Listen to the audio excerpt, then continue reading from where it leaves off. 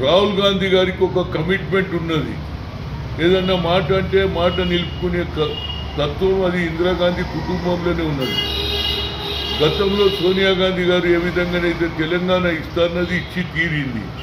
అదేవిధంగా ఇవాళ 6 డిక్లరేషన్ తర్వాత ప్రజలు తప్పనిసరిగా కాంగ్రెస్కు పట్టం కట్టారు.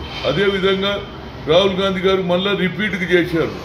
మేము పవర్లు వస్తే బడుగు బలహీన వర్గాలకు బీసీ ఎస్సీలకు సరి అయిన న్యాయం జరగాలంటే వాళ్ళది క్యాస్ట్ వైజ్ సెన్సస్ చేయగలుగుతాం. మా ప్రభుత్వంలో వచ్చిన వెంటనే చేస్తున్నారు.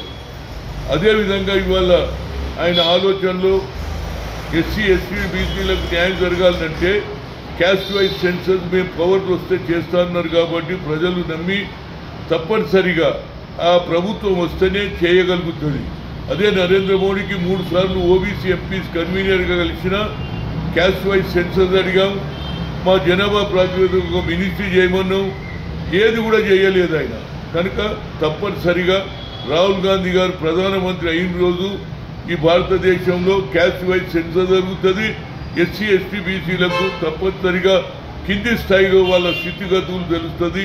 కనుక వచ్చే పార్లమెంట్ ఎన్నికల్లో రాహుల్ గాంధీని కాంగ్రెస్ పార్టీని గెలిపించగలిగితే, ఇండియా కూటమిని గెలిపించగలిగితే తప్పనిసరిగా బీసీ ఎస్సీ ఎస్టీలకు క్యాస్ట్ వైజ్ సెన్సస్ జరుగుతూనే మనకు ప్రమోషన్ కానీ మన జీవితంలో మార్పు వస్తుంది. కాబట్టి ప్రతి ఒక్కరు కూడా నమ్మి రాహుల్ గాంధీ గారి నాయకత్వాన్ని బలపరచాలి, ఇండియా కూటమిని బలపరచాలని కోరుతున్నా. తప్పనిసరిగా ఆయన వస్తేనే పేద ప్రజలకు న్యాయం జరుగుతుంది అనేది యాజ్ ఎ ఓబీసీ ఎంపీ మాజీ కన్వీనర్గా నేను ప్రజలకు రిక్వెస్ట్ చేస్తున్నా. తప్పనిసరిగా వచ్చే పార్లమెంట్ ఎన్నికల్లో ఇండియా కూటమిని రాహుల్ గాంధీని ప్రధానమంత్రి చేయాలని కోరుతున్నా.